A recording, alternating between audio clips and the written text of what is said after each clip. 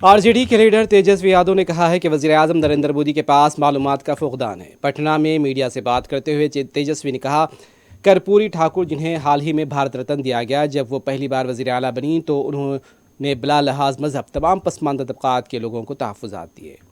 उन्होंने कभी भी मजहब को लेकर इम्तियाज़ नहीं बरता। आज वज़ीर-ए-आज़म नरेंद्र मोदी कर्पूरी ठाकुर के फैसले को गलत साबित करने की कोशिश कर रहे हैं। प्रधानमंत्री को जानकारी का अभाव है। अभी कर्पूरी ठाकुर जी को उन्होंने भारत रत्न दिया, लेकिन उन्हीं के विचारों को वो विरोध कर रहे हैं। जब पहली बार कर्पूरी ठाकुर जी मुख्यमंत्री बने थे तो जितने भी सामाजिक तौर पे पिछड़ी जातियां थी, चाहे किसी भी धर्म के हों, सबको पहली बार आरक्षण मिला था। इसमें तो जनता दल यूनाइटेड के नेताओं से पूछो ना कि वो इस पे क्या कहते हैं। कर्पूरी जी के निर्णय को गलत ठहराना क्या उचित है क्या?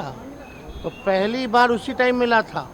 चाहे किसी भी धर्म में जो सामाजिक तौर पे जो पिछड़ी जातियां थी, और मंडल कमीशन में भी 84 से 85 ऐसी पिछड़ी जातियां जो है उनको जो है मिला था, सिफारिश हुई थी।